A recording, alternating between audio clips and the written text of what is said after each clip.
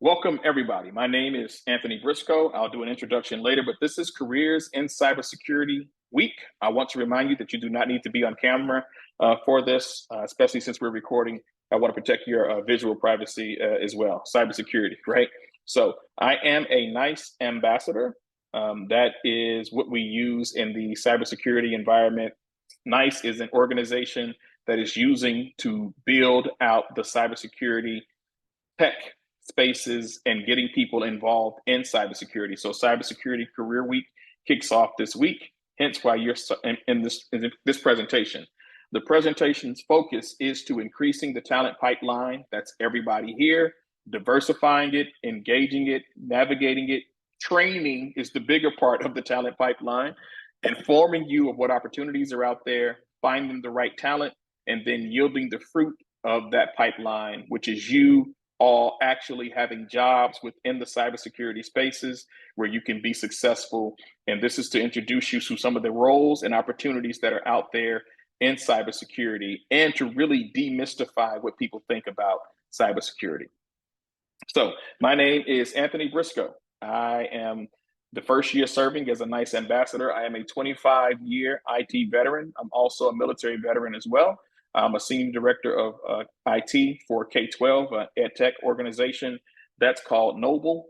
And I've been working for Noble for 13 years. I'm in IT leadership now. I am a cybersecurity ambassador.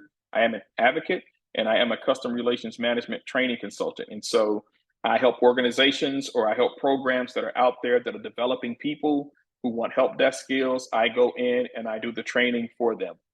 There's a part of cybersecurity and IT that has nothing to do with anything tech. It's all about people and relationships. And so I go in and I teach people who are techs how to be, I don't want to say teach them how to be people, but I teach them how to have a human factor to their relations, right? It's a difference between telling someone, hey, your IP address is the reason your printer's not working versus saying, hey, you know what? Your printer's not working. I know what's wrong with it. I'll spare you the details and make sure I get it back up and running within this amount of time. So those are things that I do. What certifications do I hold? Certifications are very important in the IT field. I will share some of you what I have, but I'll give you an introduction to those certifications that are prevalent or that are in demand for you to get a role within cybersecurity. I am certified in cybersecurity. That is actual, and that's the name of the certification. It's by an organization called ISC2.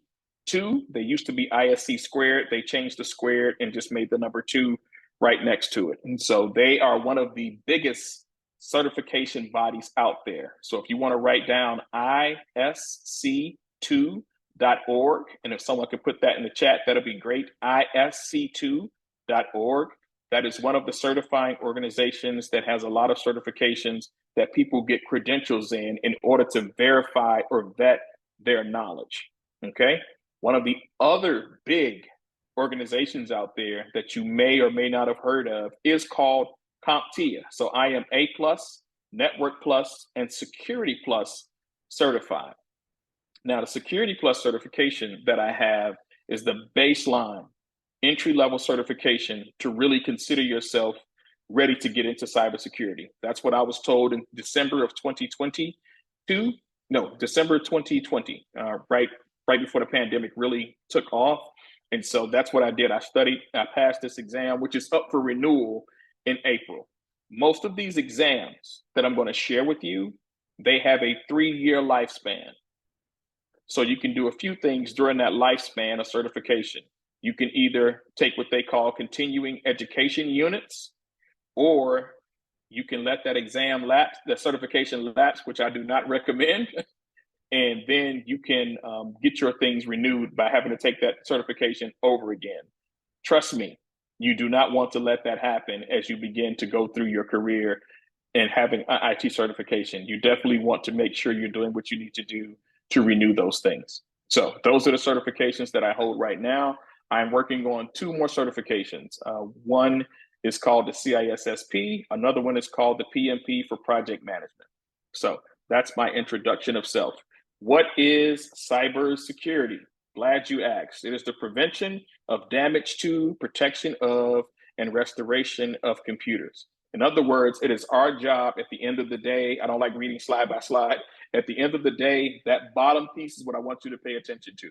availability, integrity, confidentiality, and what we call non-repudiation. So that means if you send an email to your boss saying something you should not have said, and you try to say somebody else sent it, there are ways in technology that we can authenticate if it was actually you or if somebody actually got into your account. And so those are the things that we like to maintain. So that's the definition. The premise of cybersecurity starts with the model of called a CIA triad. It's confidentiality, it's integrity, and it's availability. Confidentiality goes along the lines of making sure that the right people have the right access to only to that which they should be accessing. Availability is making sure you've got the right amount of systems in place. And so if one of your servers goes down, you've got a backup somewhere and you can get to that without a problem. Integrity means we want to make sure that if I send you an email with a file, that file has not been intercepted or compromised along the way. So we want to make sure that we have integrity, and we secure integrity in many different ways. Not going to get into too many of the technical details of that, but this is the premise of cybersecurity and its model. All right, what is Cybersecurity Career Week?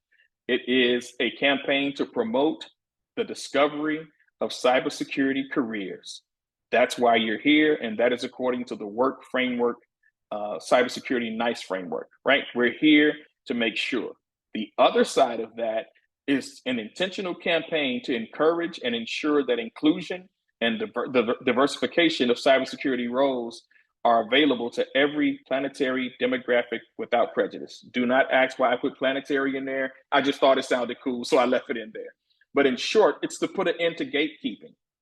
So we want to ensure that those who represent what society calls the minority demographic, that could be Black, that could be brown, that could be LGBTQ, all of those parts of society that are typically marginalized, we want to make sure that there's no marginalization throughout cybersecurity. So we call gatekeeping gate breaking. That's what we're here to do. We're here to break up gatekeeping, those who hoard and only want it to be white, male dominated in these spaces.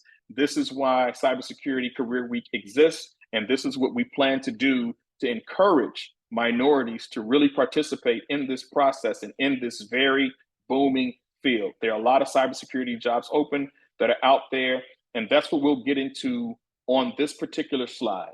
So if you look down to the bottom in red, you will see how many cybersecurity jobs they have. So I want you to make sure you write this site down, cyberseek.org. Cyberseek.org. And you can see at the top, there's an interactive map, there's a career pathway, and there's education and training providers. Cyberseek.org. When I started getting into cybersecurity in December of 2020, there were only 464,000 jobs available. Look how many jobs have been available in cybersecurity since then. Why is that? If you've heard of a ransomware attack, give me a thumbs up out there. If you've heard about companies that have had their data stolen, their data locked up by a ransomware firm or a threat actor, they take your data, they get into your systems, they lock all your data, and they make you pay them typically in crypto coin or Bitcoin in order to get your data back. And there's never a promise of getting your data back once you pay them this ransom. So cyberseek.org, you can see there are 572,000 plus jobs available in the United States right now. This is not international.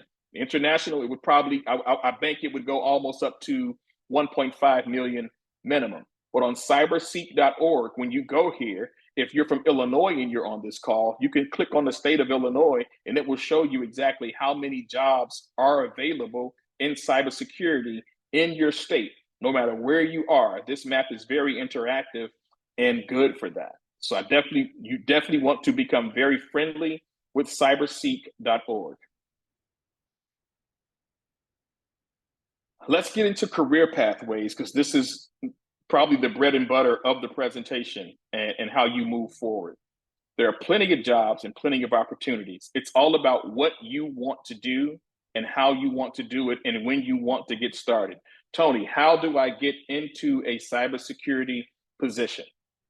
Well, first thing, you should know how I got involved in IT. And I think that's very important. I work for a brokerage firm. Most of you I'm banking were not even born when I started working at a brokerage firm in 1992. Okay, I'm an old dude. But I say that to say I had 5 titles there. I started out working in the mailroom. But what I would always do is I got tired of putting in a ticket when I needed to change out toner. And so I said, hey, can you guys give me access to the toner?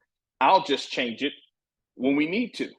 When I eventually resigned from that company, they were like, hey, we know you resigned. Why don't you come work in our department for us? I had no IT experience. I was not a college grad. I had no college under my belt, but it was something I said, okay, I'll take a chance. And I've never regretted it. And so an entry-level role into the help desk is just a starting place for you to be able to begin to grow and get your roles. And so if you click on, when you go to cyberseek.org on your own time, when you look at career pathway, it's giving you the recommendation of all the opportunities that are available in cybersecurity for you to potentially get into. And then how do you get the skills that you need and the right support that you need in order to be successful? So let me demystify something very quickly. People think cybersecurity is about hacking. It is not only about hacking. You have hackers that are called black hat that are not good, and they're working on changing all of the inclusive language. They're working on that right now. But you have also white hat hackers, which are not bad hackers. Those are hackers that companies pay for to come in and assess their networks and pieces like that. So in the middle of that is a gray hacker. A gray hacker is not necessarily out to do anything malicious, but they can be out to get paid. Hey, I found an exploit. If you give me this certain amount of money, I want to expose that exploit. So there's some areas there. But the premise is the entry-level roles for you, it may be a help desk role. It could be an IT support role. That could mean you answering the call when tickets come in. I know all of us have had to go through a support piece and a support problem where we had to call in and go through 3 or 4 or 5 different tiers that upset us because we just wanted to get to the person. So that help desk role actually gets you exposure to the company as a whole to understand what kind of problems are being reported that they need support with. So do not rule out having an IT support role or just a help desk role. I started out at Noble in a support role, taking care of 2 campuses. And now I lead a team who does what I did, and I lead a team who also takes care of our cybersecurity functions. So plenty of opportunities are available for you within the field. You don't just have to be a hacker. You don't just have to be a person who's sitting up and watching monitors all day. Cybersecurity is a very big field. You can probably map out over 70, 80 positions. And when you go on the website, you'll see exactly what I mean and what I'm talking about. All of these are feeder roles into cybersecurity. So on the feeder role, you may be into networking. Hey, I just want to take that switch, I want to install it, and I want to build it up. You're going to get tired of doing that after a while if that's not your passion. Hey, let me see who's trying to break into that switch. So I think I want to go into incident and intrusion analysis. I want to be able to find out who's trying to break through our firewall and who's trying to break through our website to deface it and things like that. So each of these feeder roles lead into a different cybersecurity role and career opportunity for you. Certifications. Now, I will not lie to you. Certifications, they're hard work. These are just the main institutions and the certifications that are top certifications considered in the cybersecurity field. The one I introduced you to first that I have is the securityplus certification. That's from CompTIA. Another major organization is GIAC. Take notes on that. Another organization I want you to take notes on, ISACA, ISACA. These are major cybersecurity certification organizations that do different things. I'll give you an example. If you look at the top of the certification, you will see a CISSP. Well, in order to take that exam and be considered a CISSP, you have to pass it, but you have to have 5 years of experience. So I've only met one person who has 2 years of cybersecurity experience who took this exam, but they don't have the time that's required. And so they cannot officially call themselves in CISSP until they have the 5 years experience, and then they'll be recognized. It's so serious that if you only have 2 years experience and you pass this exam and you tell someone that you're a CISSP, they can revoke your certification. You don't want that to happen, all right? You've got a certified information systems auditor, CISA. That person is not a cybersecurity engineer. They can be. They're not a cybersecurity analyst. They can be. They're auditors who come in to make sure that you're doing what you're supposed to do to maintain confidentiality, integrity, and availability. So most of these certifications, they do have a length of time that you have to be working in the field, but you're not trying to start out as these things. Again, you want to focus on how do I begin to get the skills, and we'll get to that a little bit later. So here's what I want to show you. When you're on cyberseek.org and you click on skills and certification, it's going to branch out and show you all the jobs that someone may be able to acquire or get, or a role you can function in if you have this certification. You can be a cybersecurity engineer and analyst. When you're on the site, if you go back up to a CIPP, you're going to see something else. It's going to break out everything that you can be. And I know it's kind of faded off on the side there on the top skills. I'll make sure you all get a copy of this, so don't worry about that too much. But this is showing you the different roles within cybersecurity that you are able to have and that you are able to acquire. Certifications they do not mean you're an expert. Not all of them. It means you have the necessary skills and foundational and fundamental understanding of what it takes to be in one of these roles. And so when you go onto the site, any of these you click on, it's going to branch out just like it did for Security Plus and show you what opportunities are available for you. Now, let's talk everybody's favorite thing. Tony, I hear all of that. Can we just talk numbers? What's the opportunity of money that I can make? I'm starting with a basic level of this. This is based on just some researching I did on ZipRecruiter. This is the baseline salary. So this means for somebody who only has 1 year experience, a CISSP, you're going to automatically, I told you already, you need 5 years experience, right? These are the basic level of salaries for someone who gets this certification and the amount of money that they could be made nationally. All of these are based off Washington, D.C., primarily because a lot of the cybersecurity sector is built out of Washington for obvious reasons. That's where our capital is, right? And so those are the reasons. What I want you to get into the frame of when you think about purpose and things that you may want to do or may not want to do or engage in, I want you to think about it from this. If you are an artist, and I mean that from a painting aspect, and I mean that from a music aspect. If you're an artist, I'm an artist, I'm a rapper, I'm a spoken word artist, right? The money I've acquired in IT has helped me fulfill part of my purpose to put positive music out for the community. That's whether I make $1 million or whether I make what I've been making, $10 a year. But that's beside the point. What I want you to get to see is technology, specifically cybersecurity, is a way to fund your dreams and your other goals that you have. And so I'm not asking you to make this the entire landscape of your life. You should definitely have a bigger portfolio than that. What I'm saying is there's a need, there's a lack in our country. We need cybersecurity professionals who are trained and ready to protect organizations, ready to protect not-for-profits, ready to protect your own homes. How many of you have clicked on that link by mistake and then all of a sudden you get all these pop-ups and you've had to take your computer into Geek Squad because you just clicked on a link because you thought it came from a family member and it didn't. It came from a threat actor, somebody who was trying to steal your information. So this is just a sample of the money that can be made. I'll give you an example of what I'm saying. I know somebody who's CISSP who has not found a job yet. Reasons why? I have no idea, because I don't understand how you could be a CISSP, 5 years experience. That's just the beginning. You've been in IT for this long. And so there's a networking side to this as well. But I want you to see these salaries that are being made. Now, I didn't even mention programming in here, right? I didn't mention software development. Right now in cybersecurity, they have taken development, software development, and they've called it SecDevOps, security software development.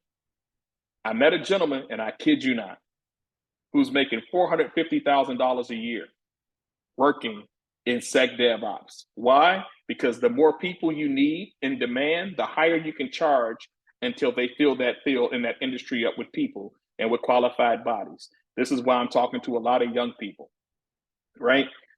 The ISSA, $101,000. That's an auditor. We get audited a lot in organizations, right? They send a company in. We need to audit you. I need you to verify all of these things. You signed off on this on your insurance policy for your company, but we don't see this where you signed off. Can you produce that for us? And those are things that we have to go ahead and produce for them. Now, I know you're looking at like, well, what's that $73,000 salary? So this is a certified information privacy professional.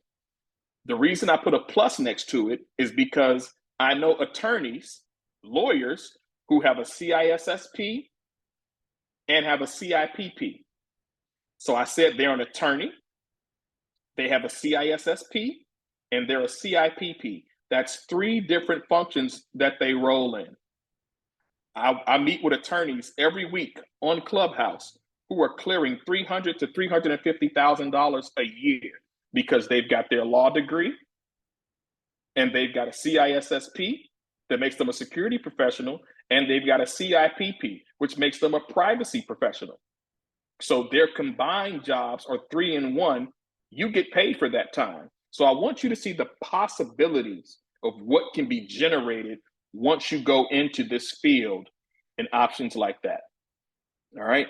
Now, how do we get there? Well, my team that knows me knows I'm all about free. So high schoolers or adults, doesn't matter what age you are, high school and above, Cisco Networking Academy is free for you. All you have to do is go on Cisco's, just Google Cisco Networking Academy, and you'll see courses that they offer. Now, I want to be honest, all of these courses, some of them have to be instructor-based. But if you're looking to get an entry-level understanding of what is cybersecurity, they have an Intro to Cybersecurity course that is completely free. And then they have a Cybersecurity Essentials, which is a little bit more detailed, but that's completely free.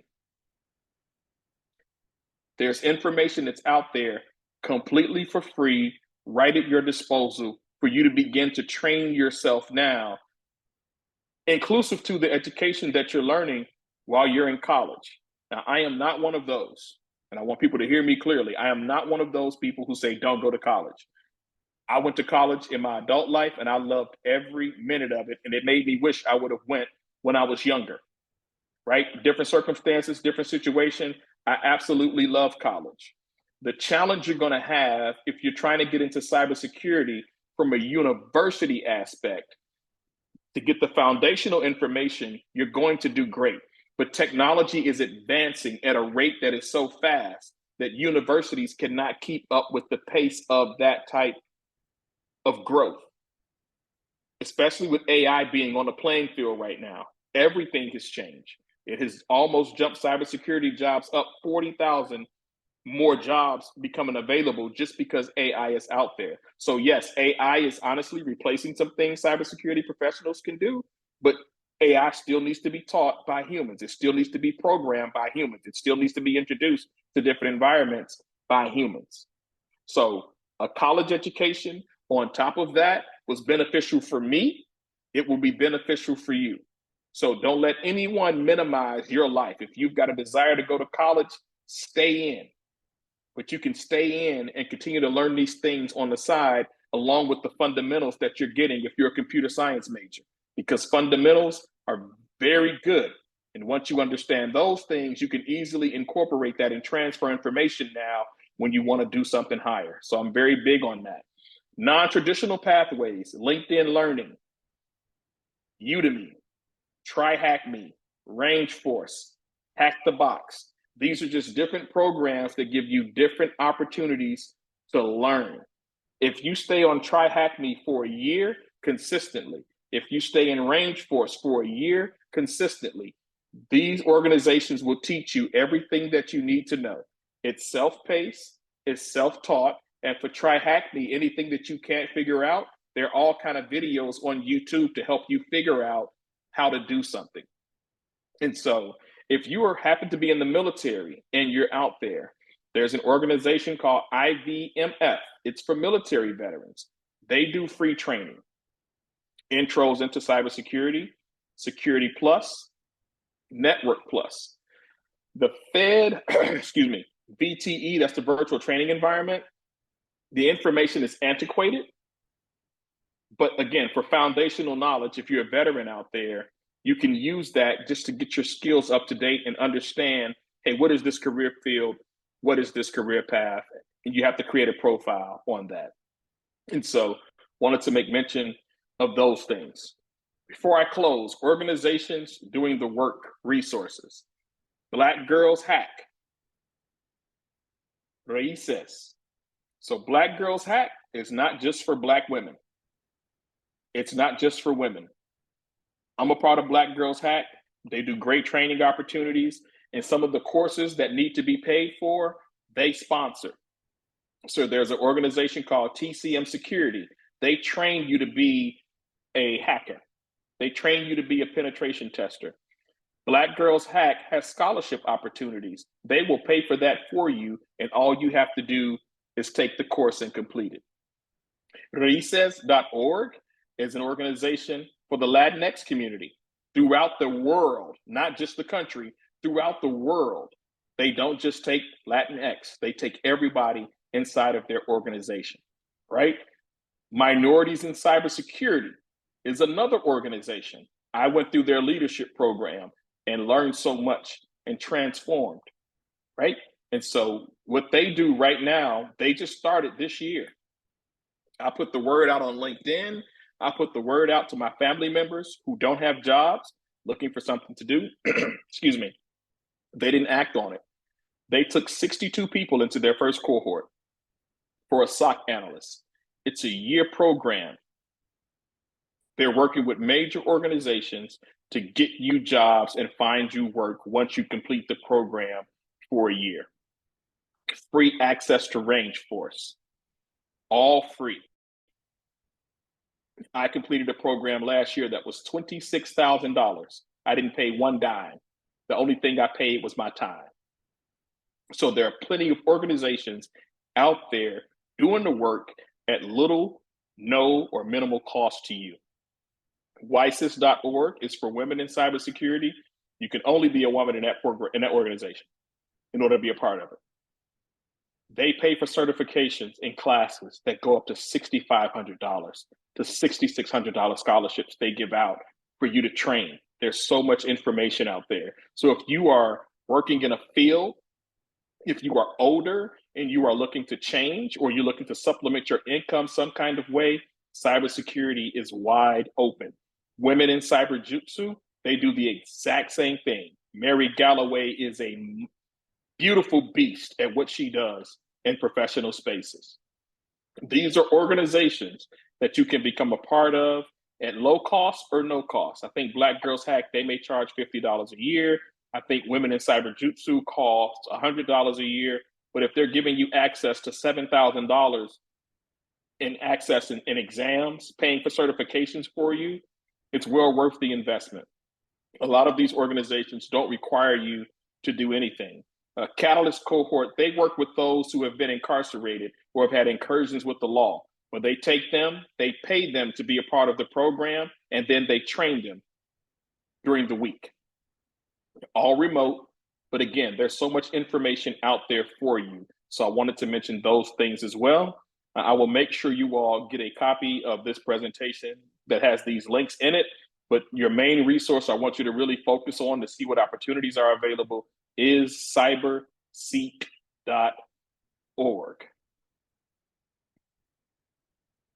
Now, I know I talked a lot, so now it is question time.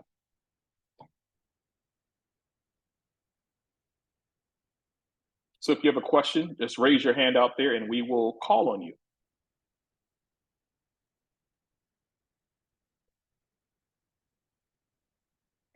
I see Miss Jones. I'm going to ask you to unmute. Yes. You can. Hi. Sorry. Yes.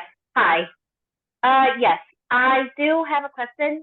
What if you are already in college and you're on a free scholarship? Because because I got into the college I am in now, on a free scholarship. I'm trying to find out how can I actually make all expenses paid, to get all expenses paid for the next 4 years. Let me see if I'm capturing your question right. So are you on a scholarship for your first year? Actually, I'm supposed to be on scholarship for 4 years. Okay. At least that's what me and my family thought. Okay, so that may be a separate issue outside of this. I'm not sure how you can.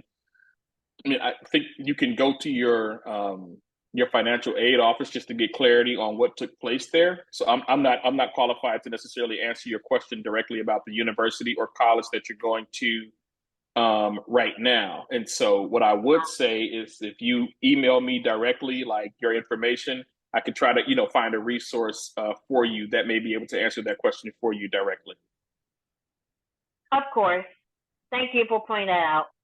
Yep, you're very welcome. Miss Finn, I'm asking you to unmute. Hello. Hi. So a question that I had was just what type of skills related to the course were essential to you? Like what did you already just what type of skills did you already have that you found valuable in this field? So I'm a people person. That's the number one skill I've used throughout my entire life, not just when I was in IT. I used to be in customer service. I used to work for a brokerage firm running a back office. It's people skills for me. I am not the most technical person in the world. I'm definitely not as technical as I used to be, but it's not a requirement for me. I tend to live my life treating people very well. And when I have to acquire technical knowledge, I put my head in the books. There's no way for me to get through the Security Plus exam without being technical. And so part of those skills was I've been in the IT field for a long time, right? So if you're new and you're starting off, when I started getting into cybersecurity, the first place I started learning was in my house. I still had the default password that AT&T gave me for my modem. I still had the default password that Comcast gave me for my modem. I immediately went layer by layer and started changing all of those things in my household.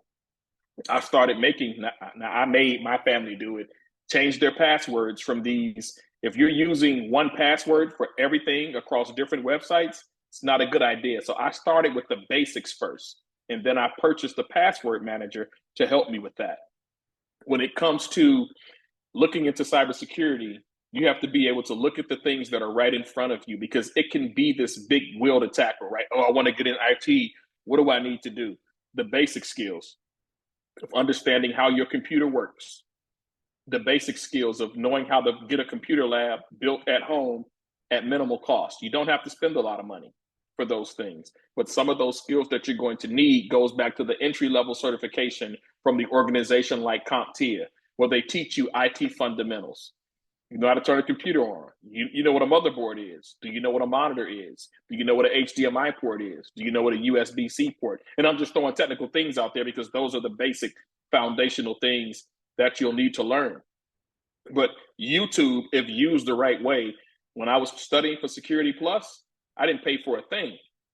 I found a lot of free resources out there. Again, Black Girls Hack, they were teaching the Security Plus class completely for free at no charge to anyone.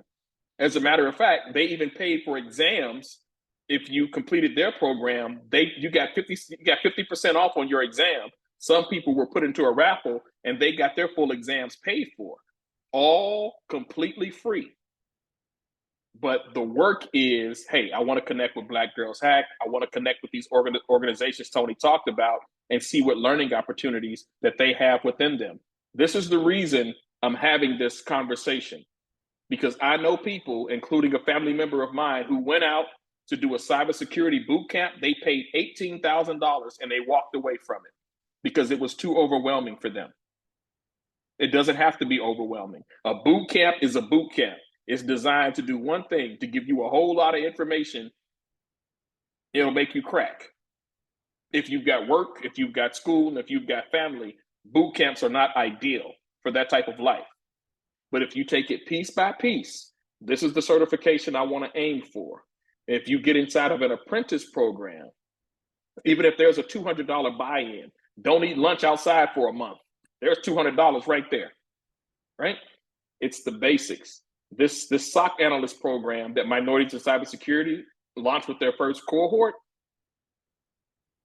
probably runs close to, I would say, $20,000 with all the training that they're getting for free.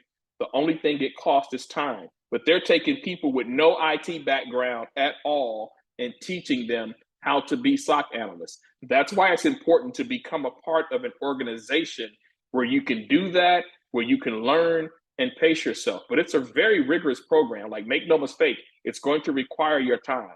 And if you want to be in this field, it's going to take some time. And I hope that was helpful, Ms. Finn.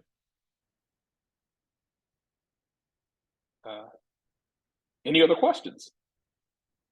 Julius Campbell, and then we'll call on Miss Sierra Flores. Julius? Yeah, can you hear me? Yes, I can.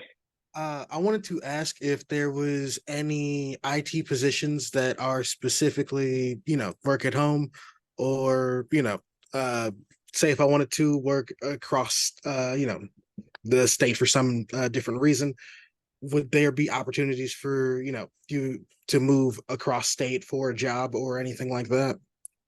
Yeah, absolutely. So one of the things you can do, that when you go on cyberseek.org and you look at the opportunities that are available in different states, a lot of states are still doing work from home. So there's been some challenge with work from home, but you're in the IT field.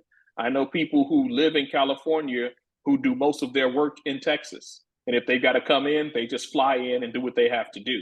And so when you got to think, when you're in cybersecurity, and if you're an analyst, there's nowhere you can't be remotely. Now, you can't be overseas because a lot of companies do not allow you to take their devices overseas, depending on who you work for obvious reasons. There are just different laws in different places where organizations just don't do that. But yes, work from home, there are plenty of roles out there. I think there's a work from home job site that you can go to. So yes, you can live in Chicago and you can work for someone, who's got a corporate office in New York. And you only have to fly out there for meetings. And so there are plenty of remote opportunities that are out there as well. Thank you very much. You're very welcome. I saw another hand up. I'm not sure if it was a mistake. Miss Sierra Flores? Hi. Hutton? Hi. Yeah. Hi. Just out of curiosity, from your experience in the cybersecurity field, I was wondering what you would say the best thing is about working in it and what the worst thing has been. So I don't necessarily have, my job has cybersecurity requirements. I don't necessarily have my cybersecurity role would be a leadership role.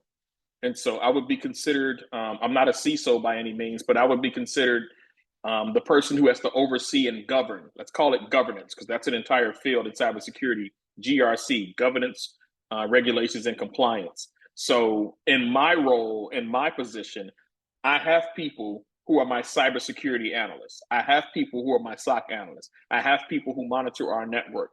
Because I don't have that big of a team, I've got outside resources that also monitor our network and make sure that we're being safe and protected.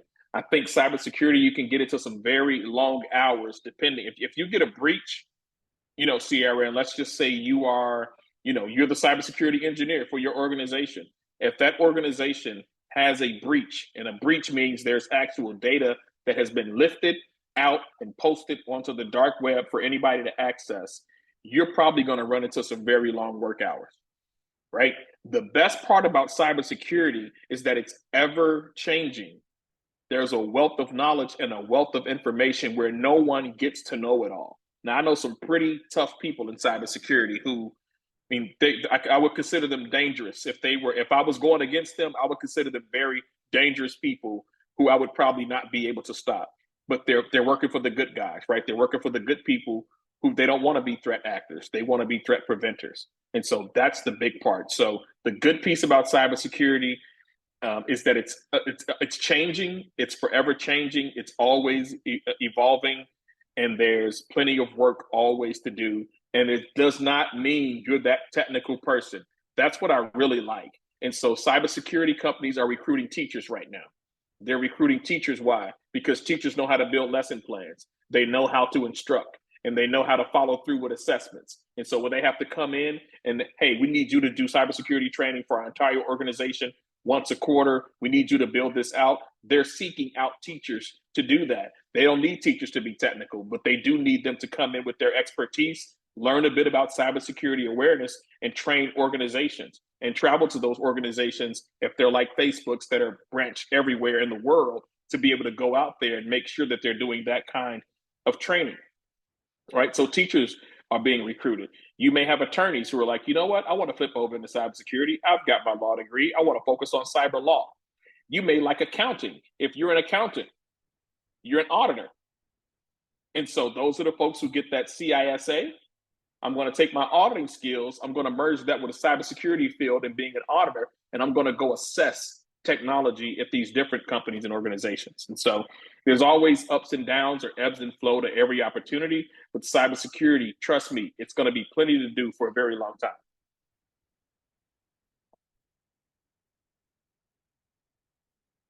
Are there any other questions out there? Anybody who's looking for a career change, who's been working in a field and has a question about how to even do that, feel free to come off mute and raise your hand.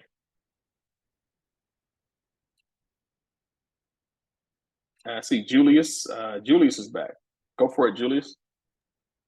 Yeah, I have so I've used Noble programs before, and I've been through the EMS programs and a few other different programs. I kind of right now I'm working freelance as an artist. But I wanted to ask how would all these career transitions really work in the sense of job stability and just keeping up with the work in general of cybersecurity as well. So, and don't, Julius, don't unmute yourself. I want you to stay live with me here for a minute. Okay. Let me put it like this. When I started looking into cybersecurity, I didn't know everything I was responsible for at my job with my current title, right? And so all that did was make me step my game up to do that. So I want to say that if you have an instance of where you're in the middle of a career change, you're going to have to be a manager of your time. You're going to have to be a manager of your family if you have any other obligations. And if you are at an employer currently, when I told my mentee last weekend, when I met with them, I said, find out what opportunities are within your organization where you are now. That means getting to know who runs the IT team. And specifically, if it's a larger organization, IT is completely separated from the cyber team. Find out what opportunities exist at the place you're employed right now, and what are the things that they need to protect, right? So going in with those soft skills where you're asking the right questions, having an understanding, Julius, of, hey, I'm looking at getting into cybersecurity, what do you guys do? So it's getting to know the person in that company, getting to know their role, getting to understand what they do on a daily basis. That's how you begin to build foundations in relationships. And that's the networking piece that we didn't get into, but I'm happy to entertain for the next few minutes without a problem. And so if you are already working, you may not need to reinvent the wheel of going outside trying to do something completely different. Get an understanding of the company and organization that you work for. I see a doctor out here already who's out here as part of this program. If she's a doctor, that means more than likely she's got a pretty good grasp of HIPAA laws and HIPAA compliance.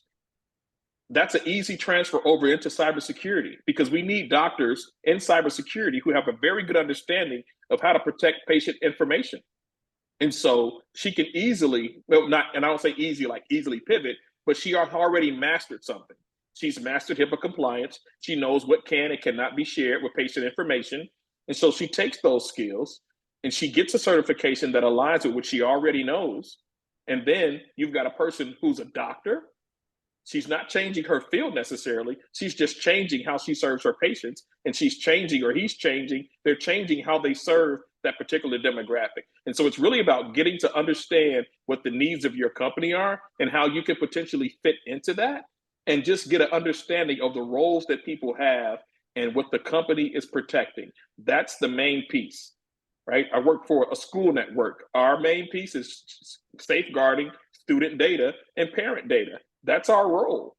That's what we have to do. And so a lot of the decisions that we're making now, it all revolves around how are we ensuring that we're protecting student and parent data. A hospital is going to want to protect the exact same thing. The government's going to want to protect our infrastructure. I've got some homework for you all. Take notes on this. I want you to write down log, L-O-G, 4J. Log 4J, the number 4. Yeah. Google it and see what comes up. And you will understand the real need for professionals in this industry. Our government, our nation is in dire need of technical and professional people who know how to lead technical people. I'm not the most technical person, but I lead a team that's very technical. So I hope that helps, Julius. Very much it does. Thank you. I just wanted to say that because I never really thought about the transferable skills I might have from, all the odd jobs I've been working every now and then. Yeah, every skill is transferable. I don't care if you're working in a restaurant. There's a whole cybersecurity industry called PCI. That's the payment credit card industry. If you're taking credit card information, you've got to make sure that information is secure. I don't care what you're doing, what you've done. Even if you are working as a custodian inside of a building and you look down in the trash and you see all this personal information in there, you've got a responsibility to report what you found in the trash. Like, that's what I'm saying. No job that you've ever had in your life or that you're currently doing, all of those things are completely 100% transferable skills. Keep that in mind. Ms. Finn. Hi again. Hi.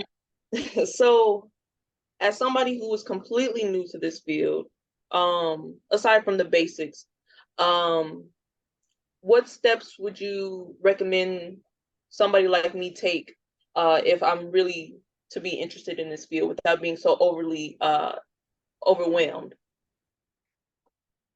Well, one, get ready to be overwhelmed later on down the line. Like it's unavoidable. And stay on with me, Samantha, in case you have a rebuttal. The first thing to do is find out what role in cybersecurity you want to play. Right. So everybody should go to comptia.org, and I'm going to type that into the chat, just so you can see the opportunities that are out there. I need to find out what kind of certifications are out there. I first need to find out what is it that I want to do within cybersecurity. Do I want to be like Tony Briscoe? Hey, I'm hosting a session to introduce you to cybersecurity and information that's in the field. Yeah, I think I like doing that. So I'm an ambassador and I'm an advocate for cybersecurity. Do you want to be the person who's the one who's learning? Hey, you know what? I want to be able to know how my network is being penetrated. So I may want to take a class in what they call Splunk. I may want to know how to read log files. So it's determining what type of person you are, what personality you have, and what type of work do you want to do within the cybersecurity field. Do you want to audit? And if you want to audit, how long do you want to be an auditor? If I want to be a cybersecurity analyst, so I want to be the one that responds to threats, how long do you want to respond to threats? Because you may do that for 10 years and decide, I'm ready for the next level in cybersecurity. I think I just want to be in a leadership role. I want to manage a team responsible for keeping us defended, right? So it's knowing what you want to do, knowing what your passion is, knowing what you're good at, and then understanding what skills you need, what courses or what classes you need in order to meet and understand this is the trajectory that I want to go for the next 3 to 5 years. And after that, If I'm tired of this, then I'll spin off into the next level of cybersecurity that works for me, if that helps. For those of you who are looking, I dropped the file to the slide deck inside of inside of the chat room, so you all should download that. I recommend. Other than that, are there any other questions?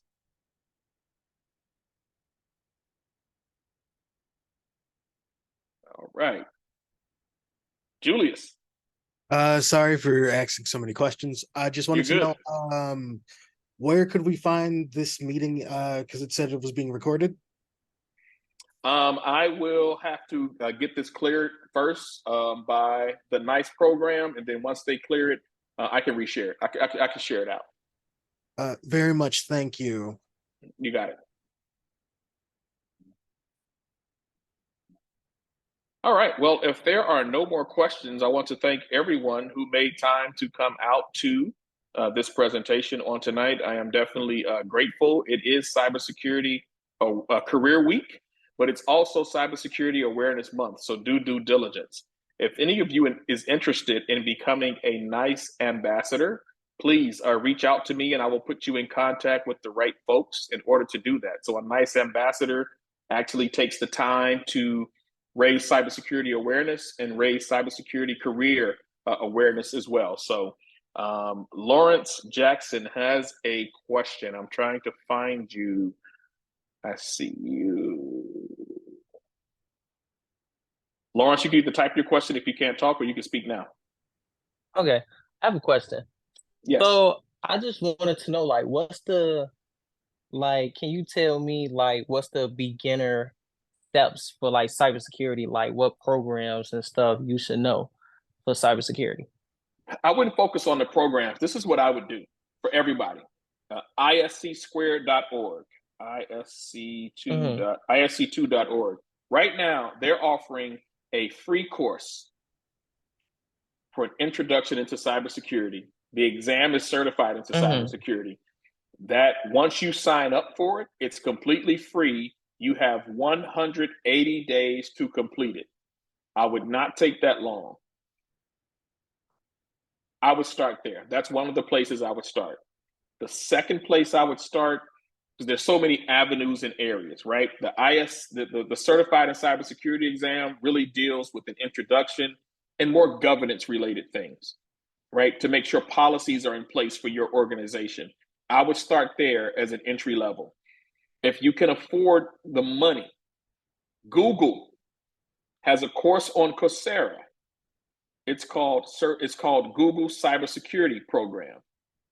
My nephew's taking that course right now.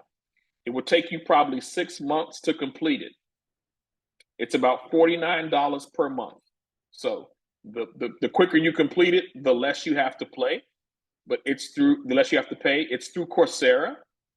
I will tell you that Google course, if I wanted to get technical, I would do that course because it gives you the foundational knowledge of what you need. And they also have job placement as part of the end of the program. So I've got a colleague who did Google's project management certification. And when she got certified, she wanted the knowledge, but they kept bothering her like, hey, we've got some jobs for you. And she was like, no, I'm good.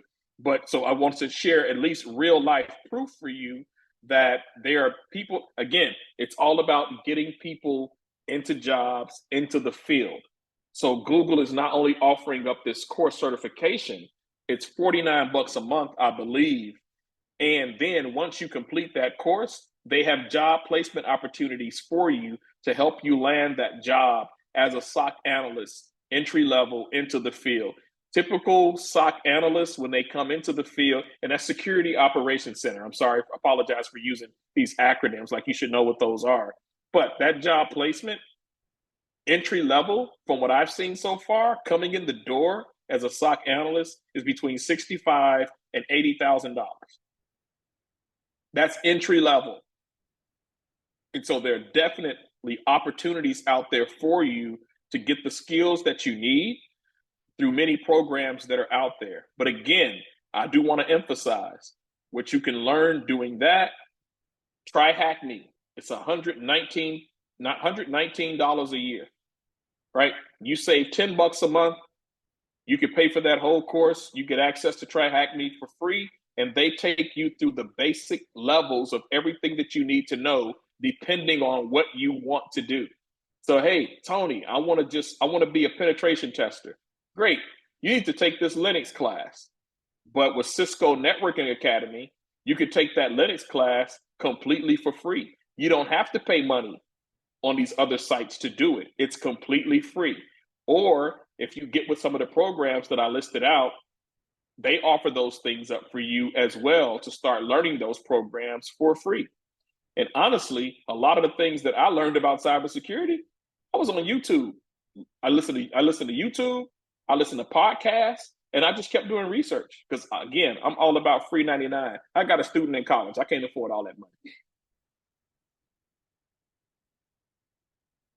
So those are some resources. But if you want to get the basics of what cybersecurity is to really see if you're interested in this field, ISC2.org, sign up for an account, and make the magic happen. But I would not take 180 days to complete that course. The longer you delay it out, life is going to always happen. So you want to account for that. But definitely there's room in this industry for everyone.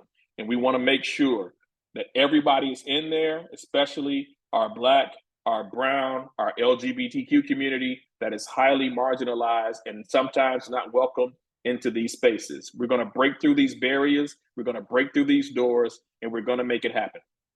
And we're going to get paid while we're doing it. That's the great part.